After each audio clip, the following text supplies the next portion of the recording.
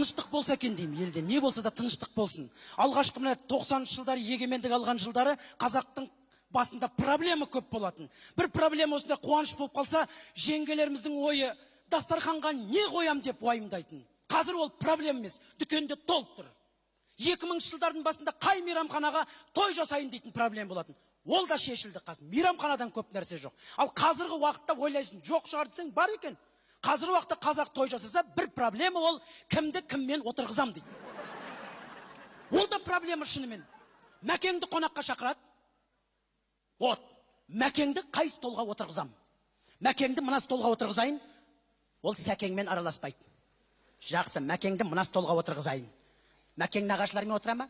Жақсы, Мәкеңді мен мына столға отырғызайын. Мәкең құдалармен отырып қалды. Мәкеңді бүкіл столға отырғызып шығамыз.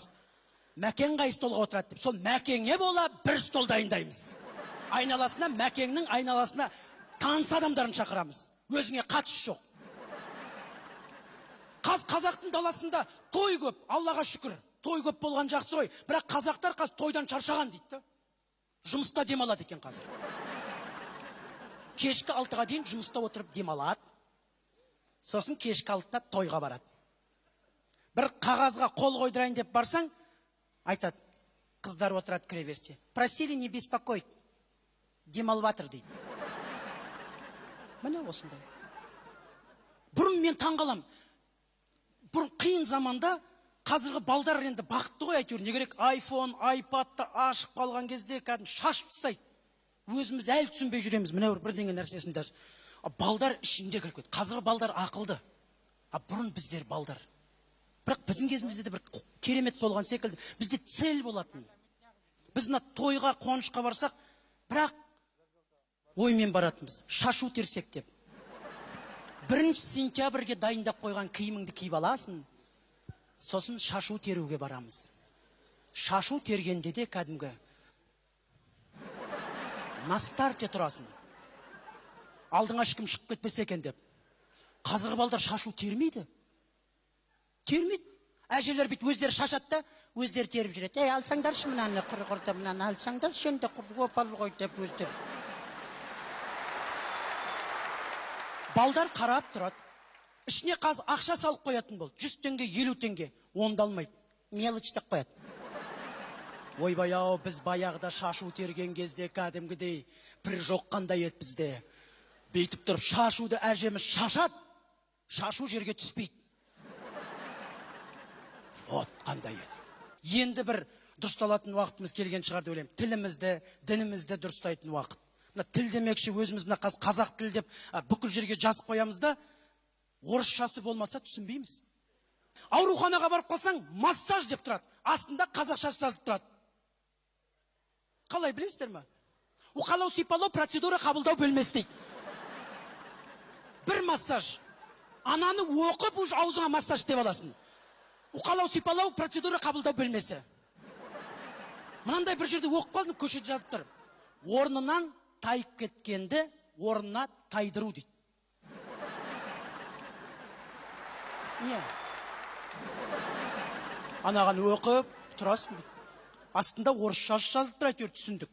Сөйтсем, ол жігіттер жағы білетін шығар, развал схождение. Орнынан тайып кеткенді тайып орнына келдіру.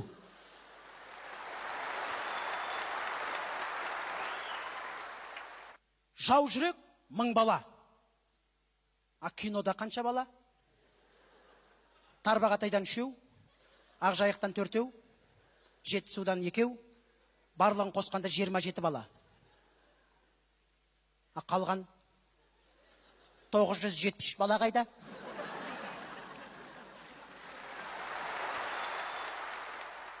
Шал деген кино. Негізі ол кемпір мен шал екен. Кемпірді алып тастады. Мен алып тастады. Шал қалды. Жалпы енді көп сөздер көп, енді қазақ қиылықта аудара беретін болсақ, сөздердің неше түрлісі бар ғой.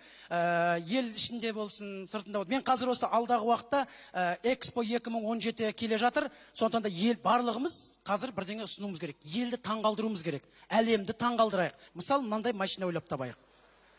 Міне керемет міне. Бәрі айтсам, не деген машина, немен жүреді десе, сорпамен жүреді. Сорпамен жүретін машина. Мынандай тауып қояқ. Қысқы Алтыбақан. Жазда білесіздер, жыл сайын бізде елде құрбан айт бар. Құрбан айтта кейбір мен қаланкілерді көрдім. Қой таңдап жүр.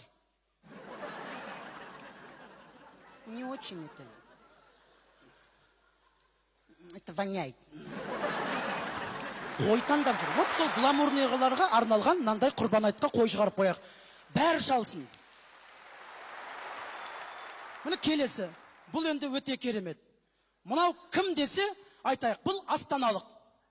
Қалай астаналық десе айтамыз. Әкесі, анасы Қызылордадан, әкесі Петропавлдан.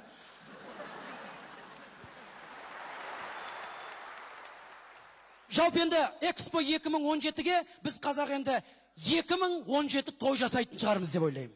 Мен жалпы той дегенде осы қуанышта осында арқа өңіріне, жалпы осы орталық Қазақстанға келгенде көзім мына орталықта, мына шығысқа қарай, жалпы мына солтүстікке қарай дастархандағы етті айтсаңыздаршы. Вот ет.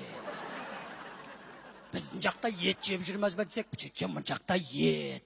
Ет деген кәдімгі былай ет. Анасы дастарханға салып отырған кезде жеңгелерім үстіне бүйтіп кәдімгідей лего құрап отырған секілді қояды кәдімгі бар ғой. Үстіне қойып, үстіне бүйтіп шұжығын бүйтіп пунк деп қойып қояды кәдімгі елкінің кәдімгі жұлдыз секілді. Сосын оны көтеретін адамдар бар кәдімгі. Екінің бірі оны көтере алмайды. Оны көтеріп жатырған адамдарды көрсеңіздер, түрлерін.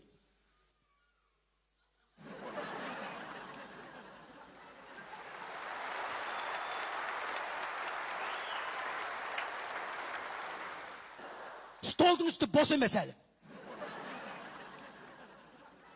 Қояды, ох деп барлығы ет. А бізде батыста да бар енді ет. Ну енді мынандай емес енді. Мынандай енді. Мынандай ет. Оны қышталып келеді енді.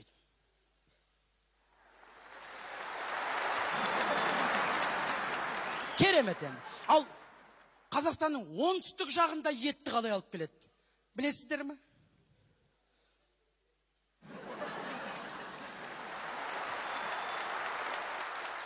Ол етті алып шыққан кезде оңай ғой енді бұлай бітпен. Күй ойналады қазір. Құданы үйтіп қарсы алмаймыз. Етті қарсы аламыз кәдімді. Ана жылқы тірісінде ондай құрмет көрмеген шығар. Қазір күй ойналса, бір жерден ет кетірген секілді болып тұрасың бейтқан. Етті алып шыққан кездерін көрсеңіздер кәм.